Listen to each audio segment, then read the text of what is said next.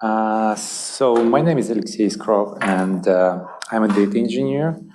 As you can see, I'm not a data scientist, and if you come here quite often, you know that I always say that I do it for fun, and it's the same for that presentation. I'm doing it for fun, and I hope you will enjoy it as much as I did creating it. So this competition just closed a couple of months ago, and the competition was donor choose application screening, and the goal of this competition was to predict if the project proposal submitted by the teacher will be approved. So what they do here is that this is a website that exists since the year 2000, so basically 18 years. And it's a website where US teachers can post the application for some kind of project that they do with the students, and they need some sponsors. And sponsors choose what project they want to kind of provide support for. And it's very popular. Last year, I think they had 500,000 applications, and the process of going through the applications actually was manual, meaning that there are volunteers who go through the applications and see if it's legitimate, or like, if it's, they have some kind of rules which they use to choose the application that can go forward and be posted on a website. And going through 500,000 applications, it's kind of takes a lot of time. And most so you understand, most of the applications are approved by, you can say 90% easily. So this process needs to be automated, and that's the goal of this competition, to look at the project and basically say, okay, if it's obvious that it has to be approved, just go and post it on a website. If it's not, it's kind of like tricky, and the algorithm cannot say really. What they do is that they reject it, but it's not rejected completely. It goes to the manual process, right? So it's not like a robot decides everything. It actually goes to the somebody to consider that project which didn't go through the algorithm. That's the goal. Yeah. What age range is this? Like, are these teachers in like high school, or are these like university teachers? It's I think it's kindergarten to grade 12. I'm not quite sure if we can see it on the slides. Maybe we will see that they have this range. It's a high school. Oh, sorry, high school. It's like all the way from kindergarten to 12, right? Any other questions? No, not yet. So what we have to work with, there are actually two files. First file is presenting the description, basically, of the project that was submitted. It's pretty straightforward. So the teacher, the state where teacher's school is located, the category of the project, like music, art, or whatever. And we'll see these categories later. Title, summary, and how many times this teacher previously posted projects. And we don't know how many were rejected or how many were approved, but how many times they posted. And then for a training set, we have a field basically saying, was the project approved or rejected? Obviously, for a test set, we don't know that. There was one small complication here with the data. There are 4 fields to describe a project, and used to be like all 4 fields were available on the website until May 17, 2016. So basically, I think about like 20% of the data set was with all 4 fields kind of presented. And after that date, suddenly you have only 2 fields. And the description is also different, right? Which makes things more complicated. I can say how people, there were like different approach, how people solve this problem. Some of them were combining, usually they were combining, I think, 1 and 2 and 3 and 4 kind of thing. And the other approach was to just combine them all and just consider that one big text field. And again, we will see that later. So we just have a general idea what kind of information was presented in these essays. There is a word cloud, but it's mostly about students, right? So what they need, why they need that, these kind of things. So there was another data file, okay? There's a question. Well, something that jumps out at me is low income is mentioned here. Reduced lunch, receive free, low income are all marked, free lunches in there, free breakfast. High poverty. Those are all high poverty. Schools in the US, if you are low income in the US and a school-age child, you are eligible for a free lunch and sometimes a free breakfast. I'm not sure, but maybe it depends on state. Well, I'm sure of it. Yeah. It's a federal thing. Well, So that's why it's. well, we will see. We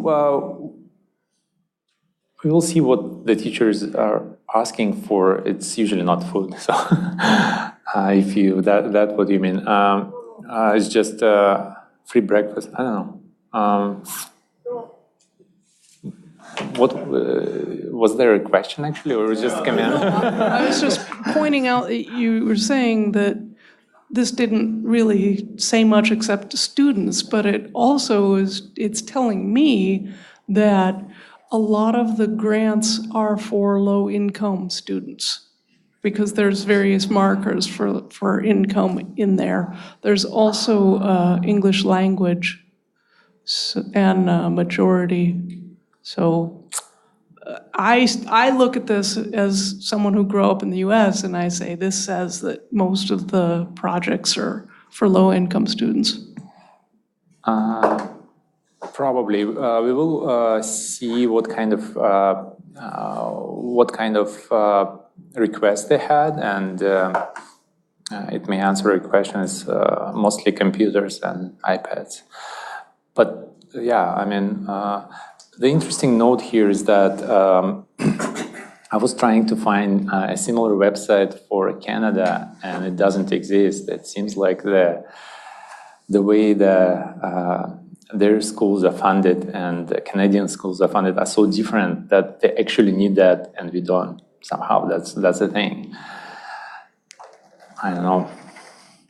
So there is another file which lists the resources that were requested for a specific project. So you can join them by project ID kind of thing, application ID, and then you would see like what they actually ask. And there is another word cloud for that, basically saying that, you know, that you can see that iPad mini, Apple iPad, these kind of things were like mostly book sets, extra book, I don't know, like it seems like in America they have a really big problem with providing books.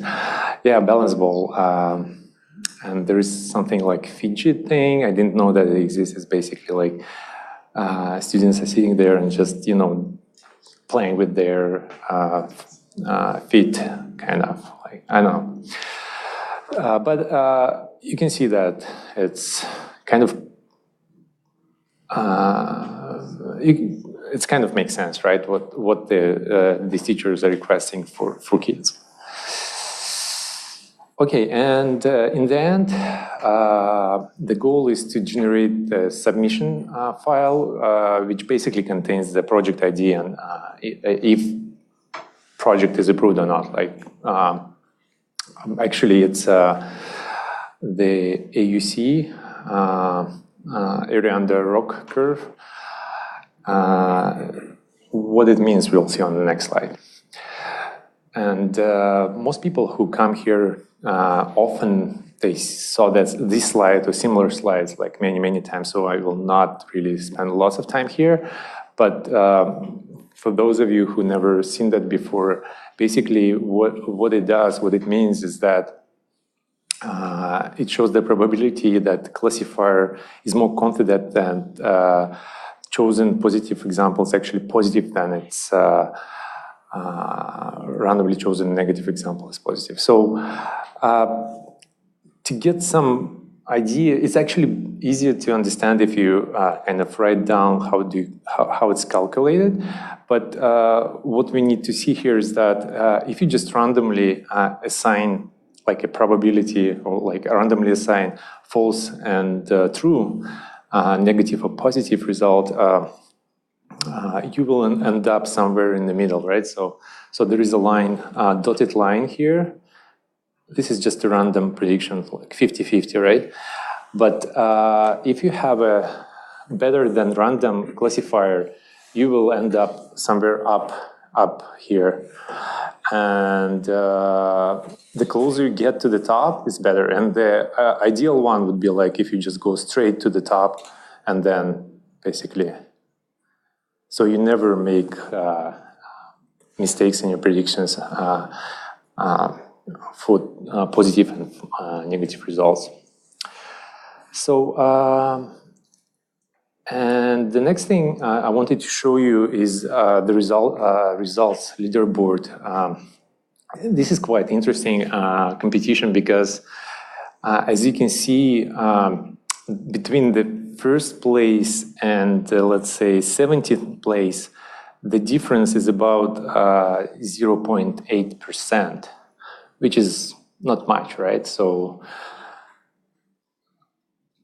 and between first and second, it was 0.5, I think, right? So, so they're really close, and especially like between 2 and 70, right? It's like 0.3%, like.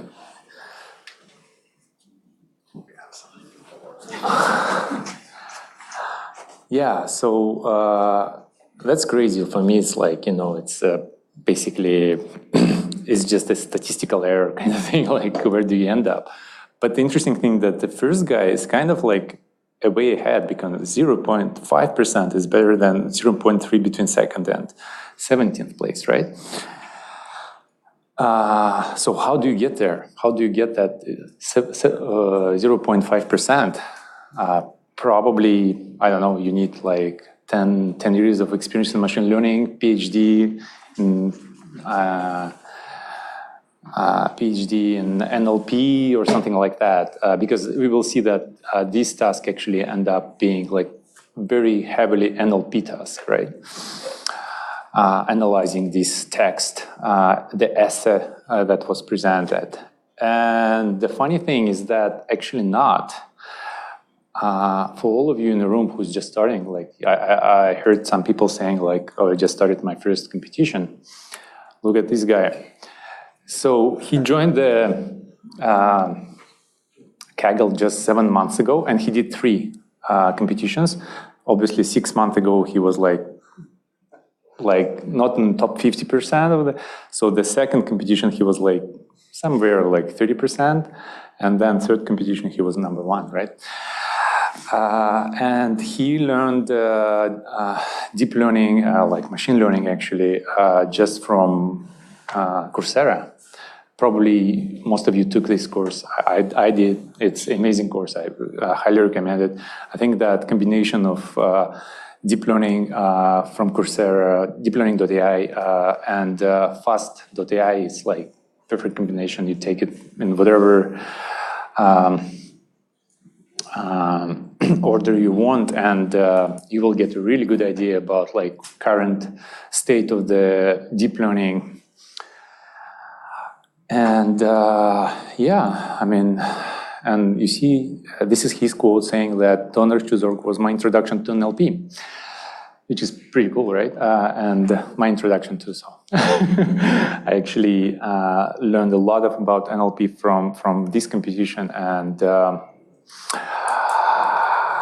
I didn't participate. I just went through his solution. And by the way, he's the only one who posted the solution. What he said is that he particularly enjoyed reading about the top solution posted at the end of the competition. And obviously, that's what we do here, right? That's how we learn, and that's how he learned as well. So, and yeah, he basically provided all code that he used, and you can go through that, and you can use it in your competition as well. Okay, so we'll go through that. This is going to be on the mic, but you should send him a link to the YouTube video. He would probably like to watch our meetups. I don't know. I'm very shy. I'm very shy. Yeah. You didn't use the microphone. So for the folks at home, what he said was that Alexei should send this Harlan guy a link to the YouTube video that we're making right now. Yeah, actually, you know what? This meetup is one of many that do something similar. I saw like a Russian-speaking meetups in Russia doing this thing, kind of like going through Kaggle competitions. So yeah, I mean, this is really useful, and it's usually because in Kaggle you can see that they're usually like on the edge of the machine learning. Most of the time, especially in this competition, you will see which models he used for NLP and for like all of these things. It's pretty cool stuff. So, but before we go into models, let's talk about features that people were using to predict that approved or rejected status. So, those are features that people found useful.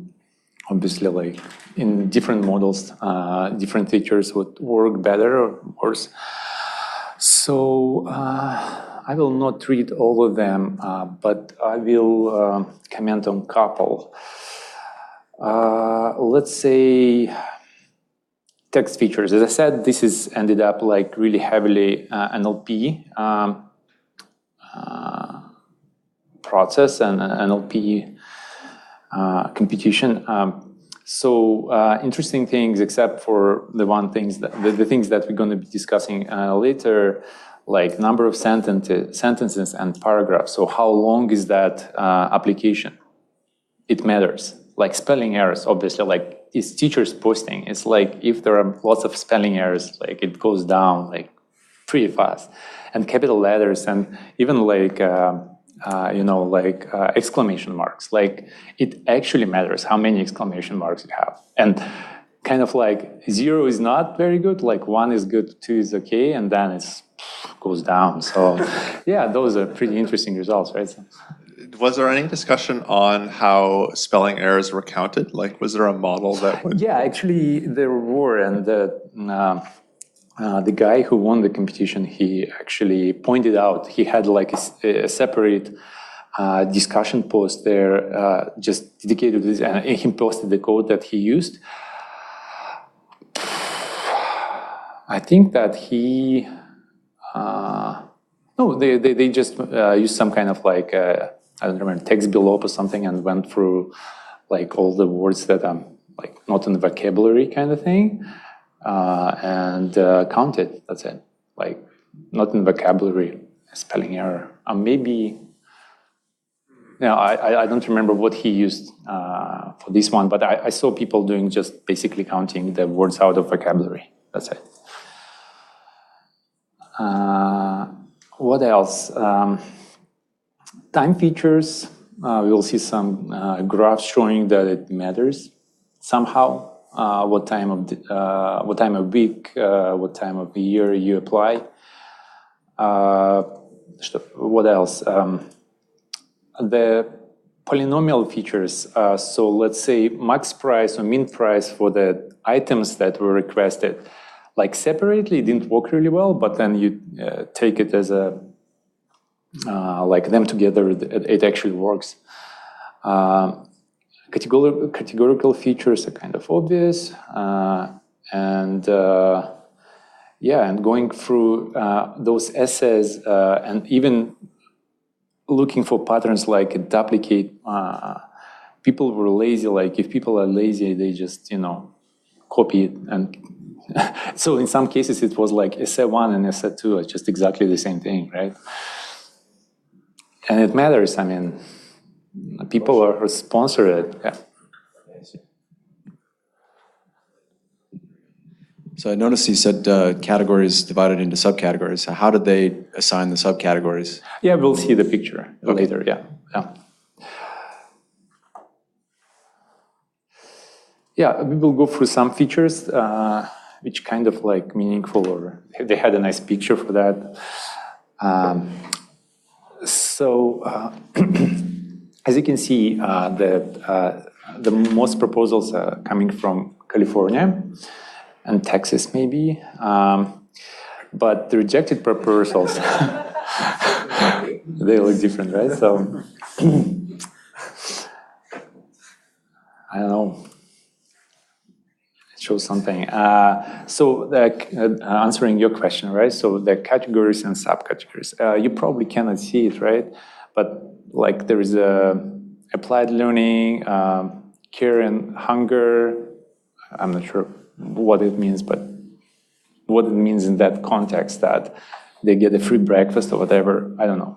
If it's a federal program, maybe Obama was still there. I don't know.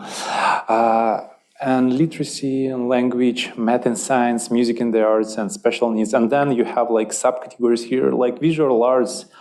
It goes as part of the music and the arts, let's say, or special needs go probably under care and hunger.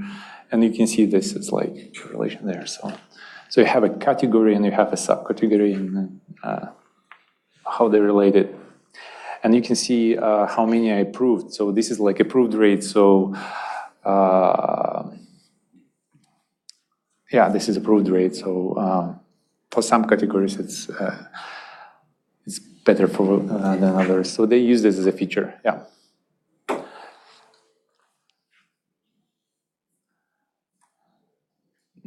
Is white no rejections and black all rejected? From what it shows, it's actually more rejected on a white is not a thing, right? It's not applicable. The white is not applicable. It's kind of like going through team sports and warmth, or like social science and warmth. So there is no subcategory for that, right? Maybe there is a better picture in terms of how categories related to approval rate, because this coloring scheme, I kind of see that it's not perfect, but this one is much better. Let's say you can see that approval rate for warmth, care, and hunger, which is like down here. Again, you probably can't see it here, but the last one is warmth, care, and hunger, and it's like 95% approval rate. So, and then for the least amount, like the rate of approval is actually applied learning, math, and science. Go figure it out, right? It's like lots of people were really surprised by that. Well, nobody's surprised that care and hunger was like the most approved ones, but like literacy and language, it goes like way better than math and science. These projects were less favorable, like almost 80%. So 1 of 5 would be rejected. Yeah. What's the difference between math and science applied learning and applied learning math and science? Where is that? So this is a subcategory and category. So these are combined. So applied learning meta science is probably, wait a second, this is a subcategory. So this is like meta science, maybe like theory, and this is like applied learning. Maybe they were saying, oh, we need like, 10 iPads to apply this knowledge, blah, blah, blah, something, right? So meta science, maybe like we need books.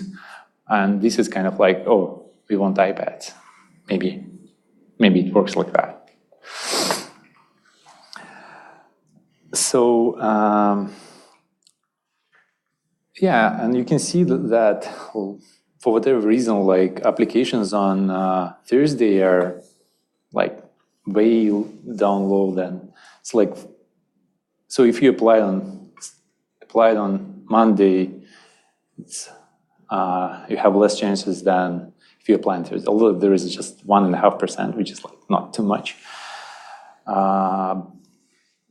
But let's say for a month, if you apply in September, it's there is less chance that you get approval than, let's say, in May. And it's like 5-6%. Okay. I am still a bit confused by these subject categories. I'm curious, in one of your earlier slides, you had a description of all of the different features that they would give out. Was there one category for subject and another category for subject? Or Yeah, there was. No, it's like bigger category and smaller subcategory, right? Yeah.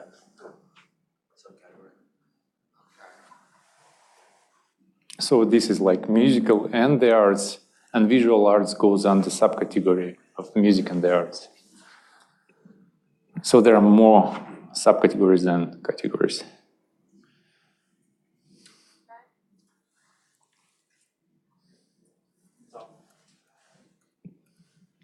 Looking at the months and the days of the week, you said it's definitely when they put in the application, or is it the day that they decided on the application? No, it's when they actually submitted the application. Okay. Yeah. I think like by Thursday, just these volunteers, they just tired and.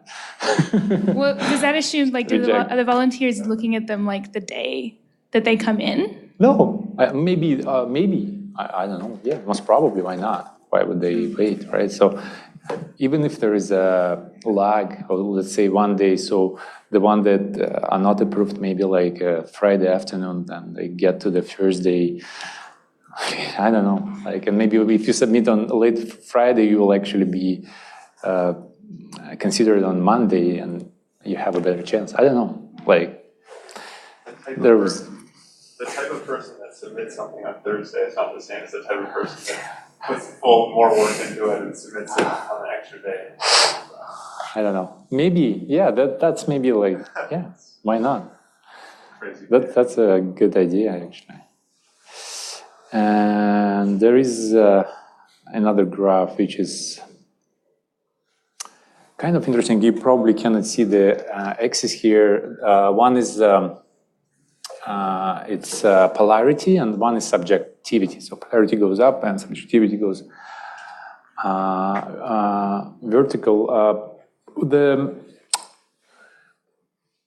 What you can see here is that, so there is a sentiment analysis done by, I guess, a package that goes with the Python text below. So these people just use the standard Python package. So I'm not quite sure what goes on the subjectivity and how you can actually calculate it. Polarity is kind of like, well, still, it's hard to measure.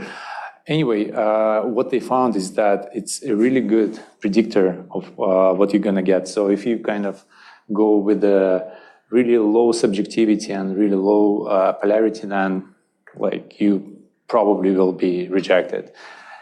It kind of makes sense, right? So there are many things that can go into sentiment analysis, like negative and positive essays, like if there are user really negative words, how does it affect the...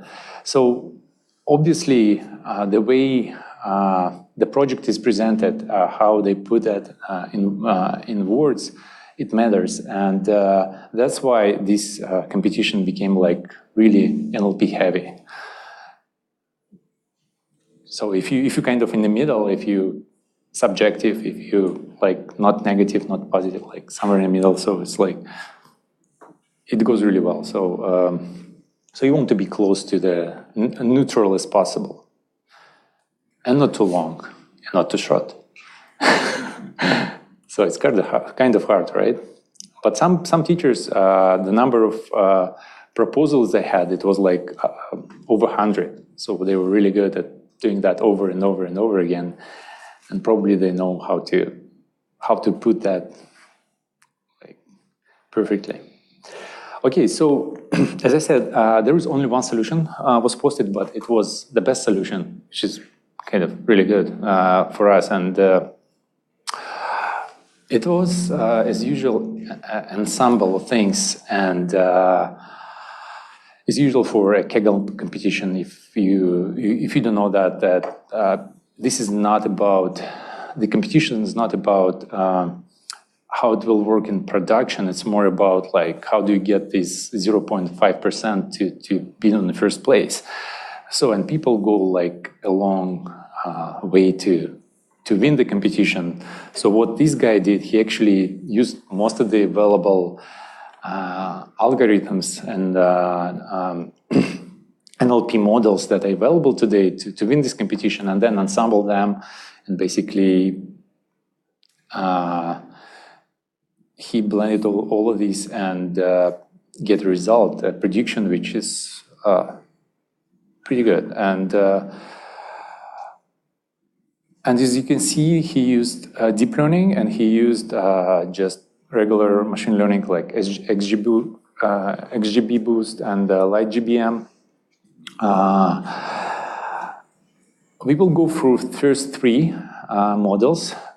First of all, because of time, and second, because I think XGB and GBM, it's kind of like they are in almost every competition, and you probably know how those trees work. It doesn't worth it to go through that once again. And then capsule networks, I didn't go there because it's pretty new. I think it's just appeared last August, and honestly, it's way different from everything else. So we'll go through RNNs and convolutional models, which will take lots of time. I'm not quite sure if I can make it on time.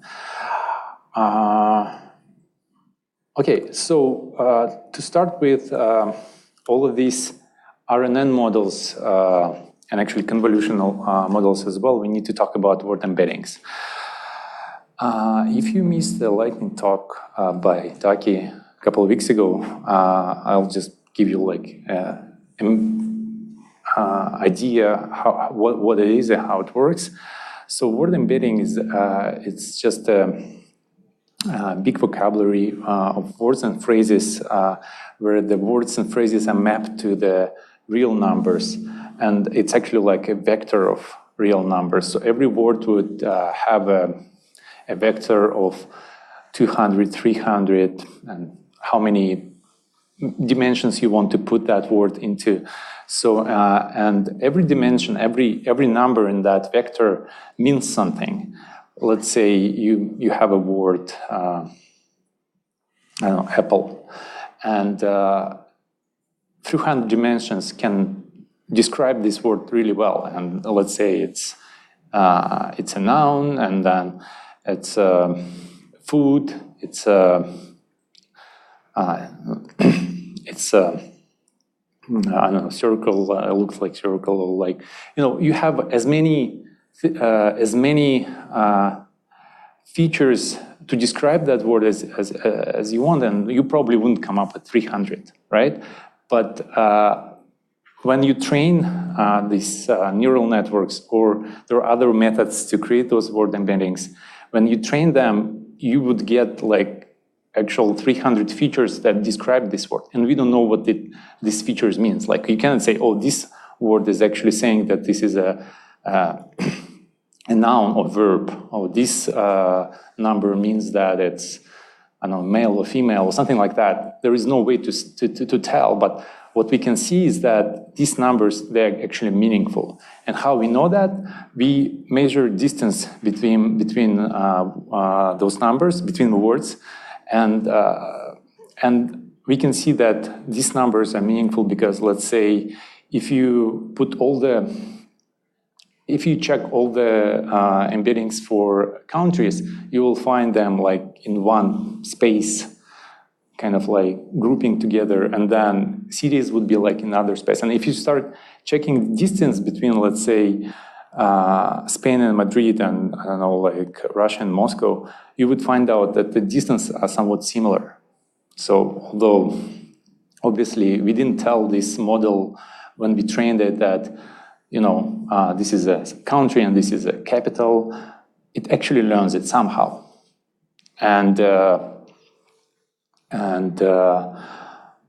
Yeah, there are many interesting things about word embeddings, and again, Ducky did a pretty good job describing them.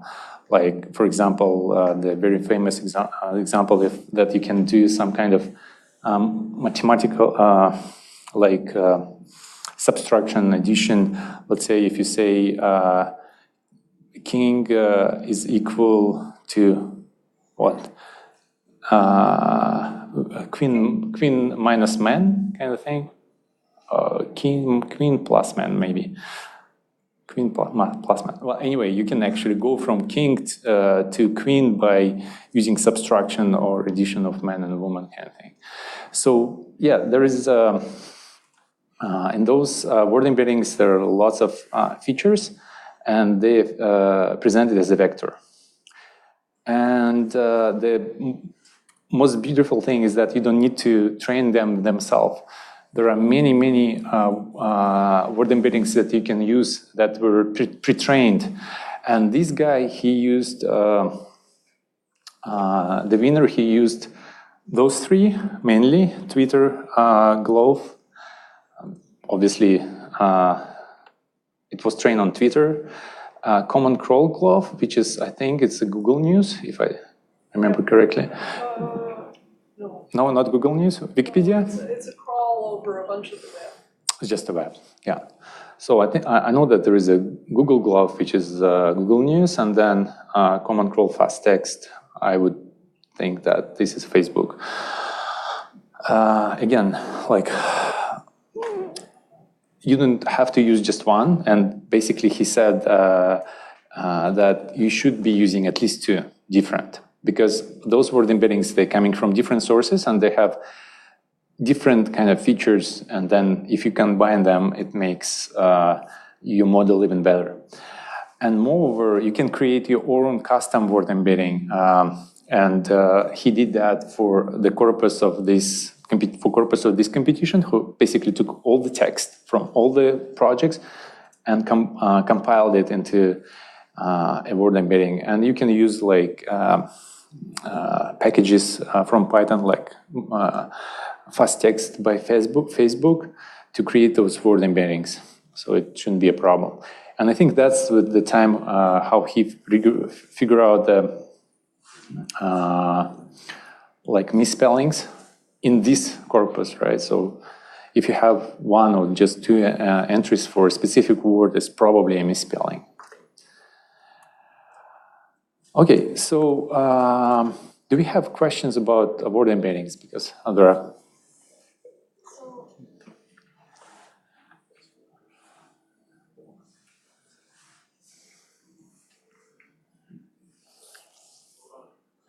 You might need to hold it down for like a second. Yeah. Okay, so when you create your custom one, do you train them, or is it like you take the pre-trained model and then you retrain it with the corpus, or how do you create your custom? No, so this specific package, I think what it does, there are different methods to train this, but this specific package, I think what it does, it basically takes the word, takes a sentence, and then it replaces one word with something like absolutely different. So let's say apple with, I don't know, justice, right? And then if you replace apple with justice, what you try to do, you start training a model, and this model has to realize that what is the real sentence and what is a fake. So I ate apple and I ate justice, right? So obviously one is real and one is fake. So the model, when it trains it, it actually, and you do that like for like all your corpus, for all words in your corpus for many, many times. It's basically when you train all of these layers and word embeddings included, so they are not, you put them as trainable, you will figure out and you will get those word embeddings. So it will just learn. And that's amazing, right? So when you say you combine the word embeddings, like how, this is just me not understanding, how do you combine the word embeddings? Yeah, that's a really good question. So you usually concatenate it. Like you just take a word and you get like 2 or 3 embeddings for them from different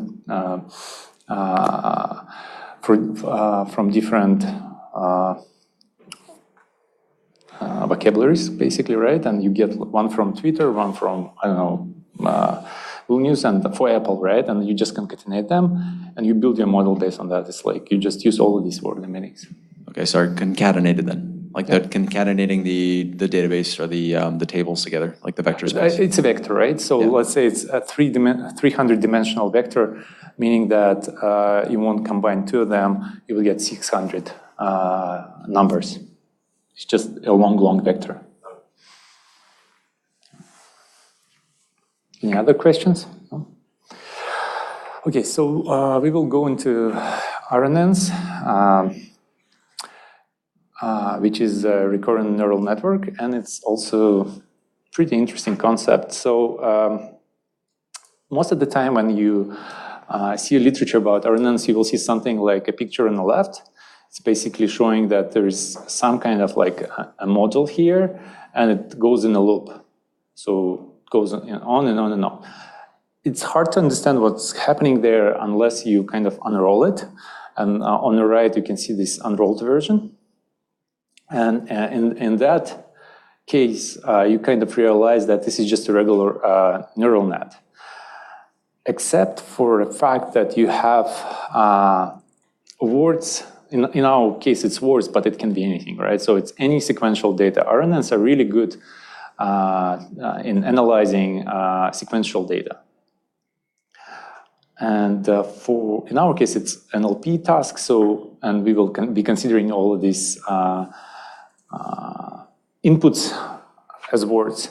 And you take a sentence, let's say, and you take word embeddings for every word in that sentence, and you start providing them to this model. And let's say X0, like, I don't know,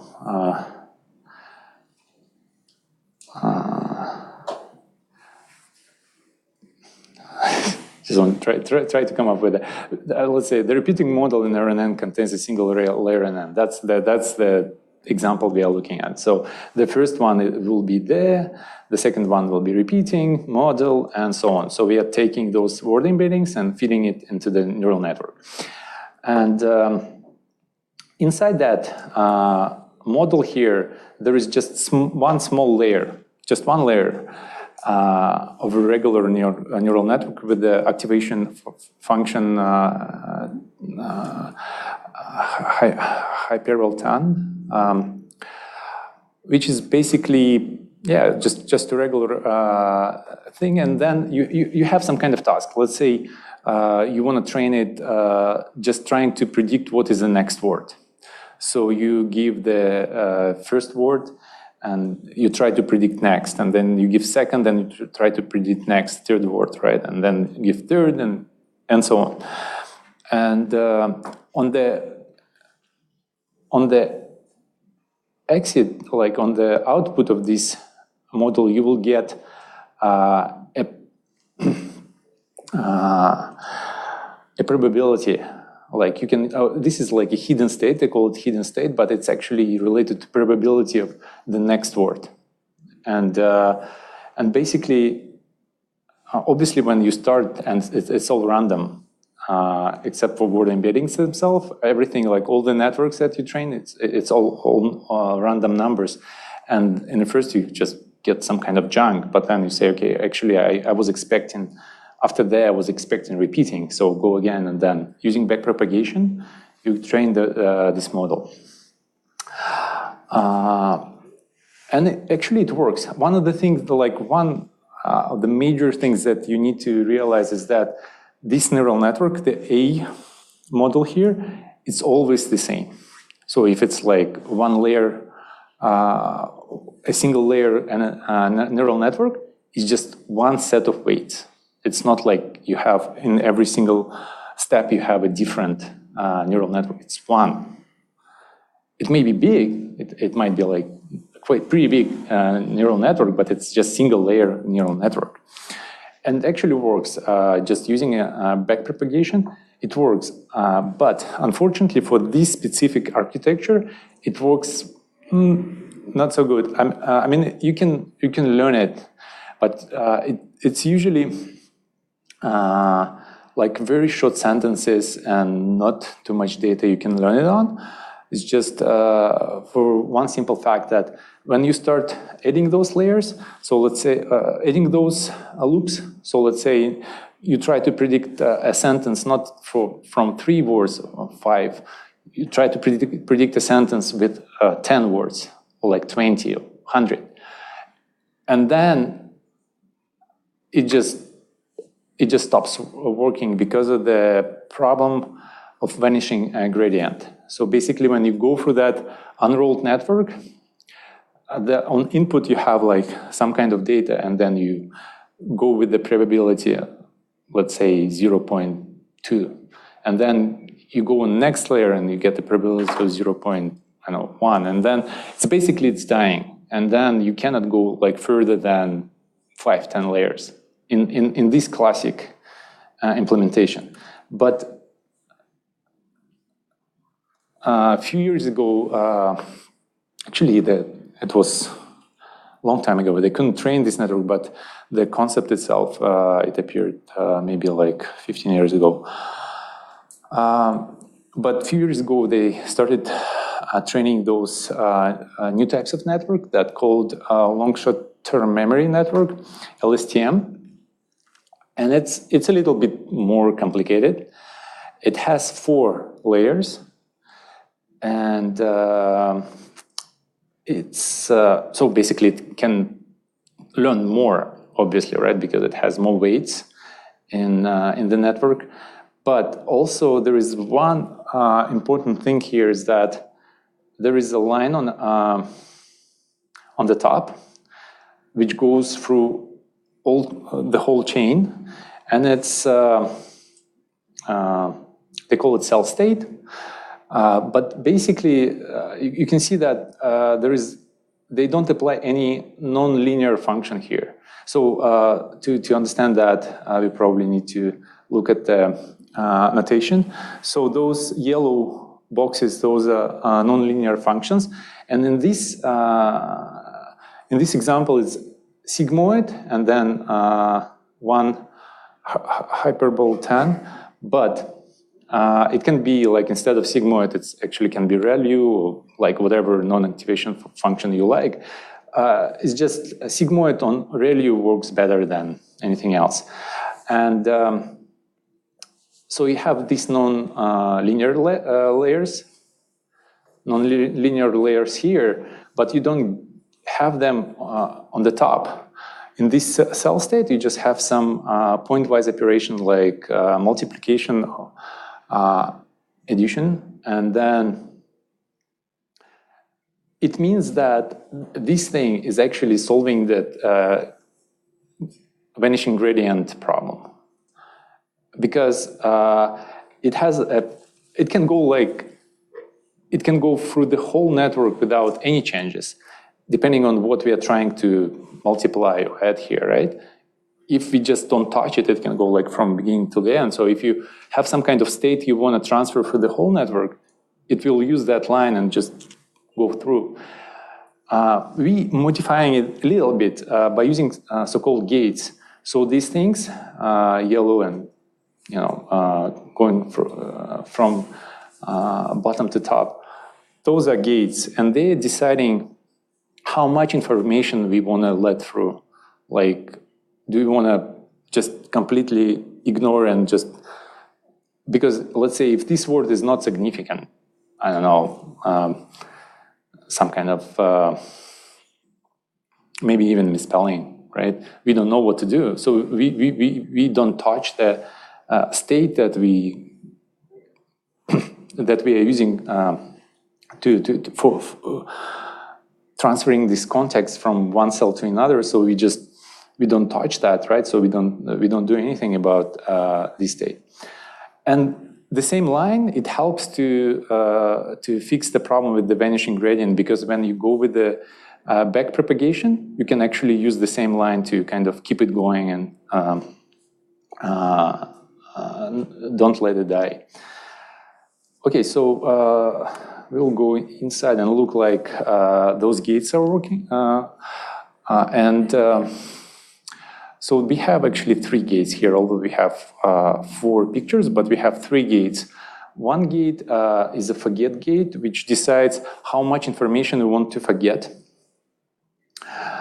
And it has the word, as you can see, xt is a word. So this is a word we are looking at this point. And then it has a hidden state from previous layer. If it's a very first word we are looking at, it will be 0. But going from second and all the next words, it will be a hidden state from previous layer. So it takes the input, this word embedding that we were talking about, it takes these numbers and it decides how much this word needs to change our cell state. This line that we had above, how much we want to change it. So basically, the first gate decides how much we want to forget. And what can we forget about the words that we had before, right? Because we are using this current word and all the previous one, the context that we had before. So let's say this is, this word is just full stop, right? So it's just end of sentence, and we probably want to forget a lot about the previous sentence because the new sentence is starting. So, and this gate decides based on what is coming through, like how much we want to forget. Or maybe we change the subject, right? We can see that we have a new noun that becomes a subject of this sentence, and we want to forget about the previous one, kind of. So this is the first gate. The second gate decides how much input we want to let through. Again, the same input, the same word, the same context, the same hidden state from previous cells. But this one will decide how much input. And again, this is just additional neural networks. In this case, those are 2 additional neural networks.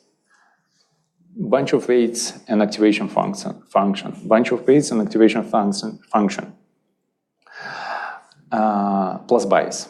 But anyway, it's just a regular neural network. So the input gate decides, okay, how much we want to add to this state that we have going through, right? How meaningful is that word, the new word that we want to add some kind of context. And then the next step is actually, it's not a gate, it's just basically we decided how much we want to forget, how much we want to add based on the new word. And that's a step just basically updating this line, this vector on the top. And output gate decides how much data or what kind of data we want to transfer to the next level, to the next layer, to the next model in LSTM. So yeah, it's a four neural networks, and they have each one of them has their role, and it seems like they work pretty well. I just had one comment on this. Oh, first, can you hear? Is this on? Yeah. So LSTMs are really complicated. So like, great job like explaining this. There's one thing I'd like to add just for clarity in terms of like the power of these LSTMs. There's not just one forget gate or one input gate or one cell state. There's many like different ones per layer. So you can have one forget gate that's just looking for a full stop, say, but you'll have 1,000 of these forget gates. And you'll have the equivalent number of input gates and cell states. So one cell state could just be looking for this one signal to happen, and do you mean that we just use all the dimensionality that is there? Is not one number? That's what you want to say? Yeah, it's not just... Absolutely. Yeah. It's like if you have 2 word embeddings and it's like 600 numbers, you actually, you should have like enough enough capacity in this neural network to look at all of them and make a decision based on that. And if you concatenate several word embeddings, for sure, you will have like, I don't know, thousands and thousands and thousands of numbers there. Yeah, it's not really dependent on the embedding length. It's more just like you can define the number of kind of kernels in your LSTM. Like, this is how many gates I want to be modeling this. It's kind of independent from the word embeddings, the length. So basically define the size of your network, right? That's what you're saying? Yeah. Yep. Absolutely. And you can have quite a big network to make those decisions. Because, again, this is just one network. If you look at the first picture, like this model, an RNN LSTM is just one model. It goes like over and over and over again. Just a quick clarification here. So the HT-1 and the XT, are they being concatenated? I'm sorry? The line that's being fed through the previous and the input, the new input, so XT-1 and XT, are they being concatenated when they hit the sigmoid? An input gate? Yeah. Those are concatenated. Yeah. Okay. So again, I'm sorry about that. Notation is really small there, but it says that the lines come together. It's concatenated, and then it can be copied as well. Yeah. So as I said, it's kind of like a hard concept, but when you look at that and then kind of read 10 different sources, you kind of start understanding it. And again, I really recommend deeplearning.ai for this specific topic because Andrew he goes like really deep into these things, like what is actually hidden state and how it's being used and how it's being trained. Yeah. Did you have a question? No. And LSTM worked pretty well. There are some modifications to LSTM, and some of them are quite obvious. Like if you take a look here, I think you can see that those two gates, forget gate and input gate, they're using the same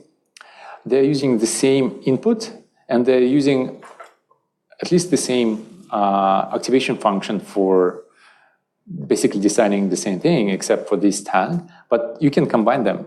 Like that's obvious. You can do that because the same inputs, you can just make it bigger, the network bigger. We use the same activation function, and that's what they do here. Right? As you can see, they combined XT and HT-1, and they go through that sigmoid and through time H just to make the same kind of decision, because what they did here, it's kind of like deciding, okay, I have this word, I have this context from my previous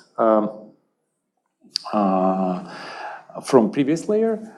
What do I want to do? I want to forget that much. I want to add that much information, right? Forget, add, and they just combined that and made it one up, and they call it update gate here.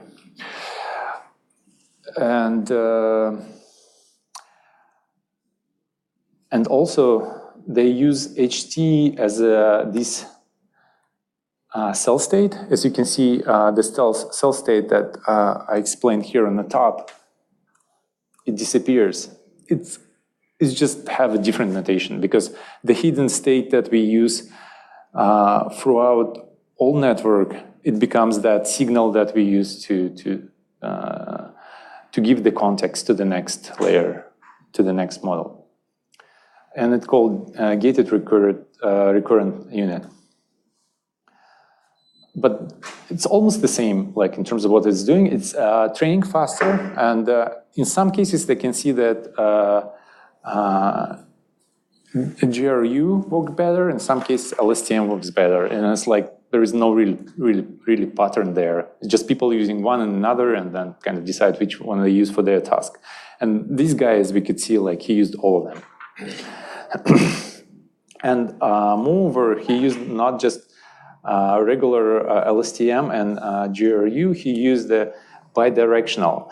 And what is bidirectional RNN? It's something that goes through the fast, like a forward chain, and it goes backwards as well. So basically, if you take a sentence, sometimes when you go through sentence word by word, you cannot really tell what this word means. If I say like, this is Teddy, and you have to come up like, this model has to come up with the next word, right? It has to guess, this is Teddy, but what I mean, you like by the third word, you don't really know. I can say this is Teddy Bear, or this is Teddy Roosevelt, or something else, right? So it can be a name, or it can be like teddy bear. So it's impossible to say. It's impossible to tell. So what they do, they go through sentence forward, and then they go through the same sentence backwards, and then they combine these hidden states, like probability. And let's say when you go forward, you kind of think, oh, this is about animal, or like stuffed animal. And then you go backwards, it's kind of, oh no, this is a name. And then this information combined, like it makes sense. And so that's what bidirectional RNN. There is like some complications in how all of these vectors, they kind of concatenated and how they going back and forth. But it actually works, and backpropagation also works for this kind of network. And this is going even deeper. So one of the problems that people face with the RNNs is that it's losing a context pretty fast. Not as fast as regular RNN. So I told you, like regular RNN can be trained on sentences like 3, 5, 6 words. But the problem with them is that they cannot be trained for sentences like more than 20, 30 words. It's still like, even though we have this cell state that goes through the whole chain, it's not capable to get a context of the whole sentence, a long sentence, or maybe several sentences, or like the whole document. Like it's unable to process the whole document and give a kind of like give some kind of result, because it's losing it going from one sentence to another. So what they do here in the new networks that are called hierarchical attention networks, and by the way, they can be used both for LSTM and for GRU, like no problem. What they do here is that they pay attention, they put the weights for every word in the sentence, and then for every sentence in the document, and they kind of showing which word is more meaningful for that specific task that we are doing. Let's say we're going through the sentence and we try to understand if it's positive or negative sentence, right? So if you want to decide that, we need to go through all the words, and then we need to combine and realize like, okay, this word, let's say it was word bad. Is it actually means bad, or there is a not before that? this thing is kind of like something that regular RNNs are able to catch, because this is like really close. Not and bad. Okay, not bad is kind of like probably a good thing, right? But then you have those two words, like some kind of meaning in different sentences, and it switches the meaning of the previous sentence. So for us, it's kind of obvious, but for a regular RNN, it doesn't work. And in hierarchical attention network, what they do, they basically calculate they have a bidirectional LSTM for words, and then they take all the hidden states, and based on the hidden states, they actually what I should say here on the right, on the second view, this is like a whole network. Like this is a full network that makes a prediction, but on the left is just basically one cell here. It's not even a cell. It's this small part here, which we call attention. So what it takes all the hidden states, all the outputs from each step, and it combines them and forms a vector. And it gives that vector, is kind of like saying, okay, that's what we figure out about the words. And it combines them and goes through that vector in the same way, but in this case, it's kind of like making a sentence encoder. So it's applying the same logic or the same algorithm for sentences and deciding, okay, this word is positive, this positive is negative, and then like for the whole sentence we take and give some kind of probability. Okay, the network thinks this is a negative word, or a negative sentence, I'm sorry. And then it goes through the next sentence. Okay, this is negative, this is probably positive, this is probably negative. Okay, and then it combines all the sentences, and for the full document, it gives a vector of all sentences and the probability of being like, negative or positive. So it's kind of like a multi-layer thing, but they call it attention network because you pay attention to different words and different sentences. And the interesting thing is that it has a pretty cool visualization. So when you look at those attentions and basically weights for each word or for each sentence, you can see that it works pretty well. It shows you which words network is considering more meaningful or like have more weights to decide for. In this case, it's sentiment analysis, right? So it's looking at Yelp review and trying to come up with a positive or like a number from 1 to 5. 1 star, 5 stars. So for left one, we have a prediction that it's 5 star, although it says 4, but it's actually 5. And for the right one, it's 0, it means 1 star. And again, you can look at that and you can see like highlighted words, and this is the weights, right? How much meaning this word has for the whole sentence. And then for sentence on the left, you can see this like pink, reddish line, and it actually puts the word weights for a sentence and says, okay, based on these sentences, I can tell this is like a really bad negative feedback or negative comment. Okay, so those are networks for NLP, which has been used like for quite a few years, but recently, probably just a couple of years ago, they started using convolutional neural networks for NLP tasks as well. And again, in this competition, the winner used that, and we'll see, I think, on the next slide. Maybe it will be the last slide, I think.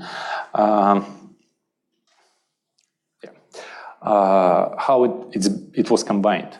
But convolutional neural network For images, I think, again, like everybody who's coming to those meetups, it's pretty obvious how they work. For NLP tasks, what they did, they actually started using convolutional 1D networks, meaning that these convolutions that we are using, they are just in one dimension, right? So they take a sentence, like when you take an image, it's obviously like 2 dimensions, right? And then you have a filter, let's say 3x3 filter, and you go through the image and you kind of analyzing it, like building all these convolutional layers, and using max pooling and average pooling. Max pooling, you come up with a classification of the image. So it's similar, except for the fact that they are using just one dimension, because the sentence is just one dimension. So they take all the words in this sentence and they put the embeddings in the network, and they go through them, and they choose a filter of, let's say, 2 or 3 or 4. You can have as many words for your convolutional filter as you want. And actually, what they do, they usually use all of them. They go like word by word, 2 words, unigrams, bigrams, trigrams, and they combine them all together. Because obviously you want more context. Like just using one word, you cannot really tell what this sentence is about. 2 words, a little bit better, but then you have many of those combined together, it works pretty well. So in this example, they have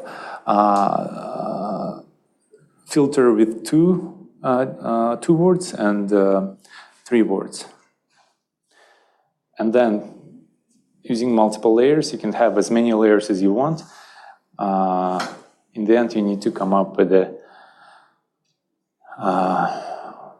depending on the tasks, let's say it's just a sentiment analysis, you maybe just come up with the number 1 to 5 or 0 to 4. In this example, I think it's just negative or positive. So how it was used in this competition? And what is interesting here is that this solution was provided by somebody else. And what this guy did, he went through all the solutions by all different people, and people are pretty good in sharing information on Kaggle. And he just combined all of them. Like he just took all of these solutions from other people and just combined as an ensemble. And this is one of the solutions that he used, one of the notebooks. And again, it has all the code, everything. It's just a good representation of what is done there. And as you can see, in this solution, they use neural network for everything. So they take numerical features such as price for the items. They take categorical features such as year, month, state, project subcategory, and so on. And then they have, in this specific case, as you can see, they combined all the project assets into one big field. So it's a block of text. And they take this block of text using word embeddings. In this case, it's just one type of word embeddings. I'm not sure which one they used, but you can use any of them. And they did drop out here. And then basically what they did, they went through this text using bidirectional gated recurrent unit network and 1D convolutional. And the result of bidirectional and this convolution, they combined in another convolution. And then using global max pooling, average pooling, they combine it in text representation. So basically they got all the features from the categories they had, numerical features, text features, combined them all together, and they went through fully connected layers, like several of them, right? So, and through, like in the end, they had just one number, like 0, 1, right? Project was approved or rejected. That's it. And that's the whole model. It actually gives you 81.9. So you would be like maybe, because it was published, right? You would be probably like in the top 50% who can read. I don't know. Or at least who goes through the discussions, because it was posted in discussions and you could use that and go to like top 50% for sure. Yeah.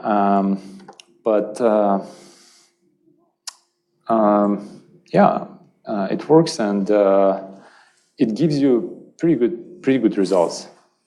And last note, so the thing that we just discussed a few slides ago about attention, it was really useful, and it helped, I think, 0.4% or something like that. Then different word embeddings worked really well. So the winner used at least 2 word embeddings in every model, like in every single model, at least 2. And he also used something that I haven't heard before. This is QDNN, basically. It's a technology from NVIDIA, and he said that it makes training faster like 6 times. Like, it just gives you more time to try different things, right?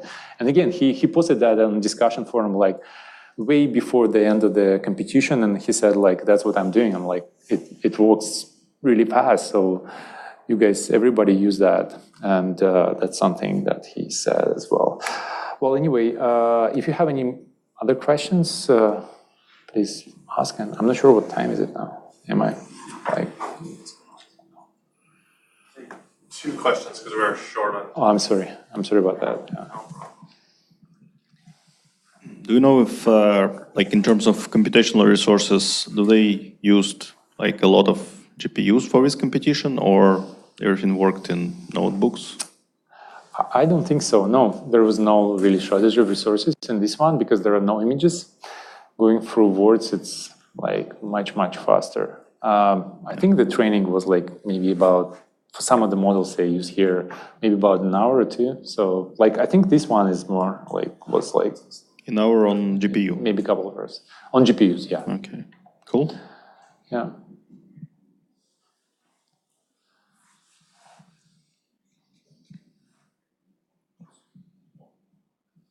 Does he mention why he does sentiment analysis on the text? You have a slide on using text blob.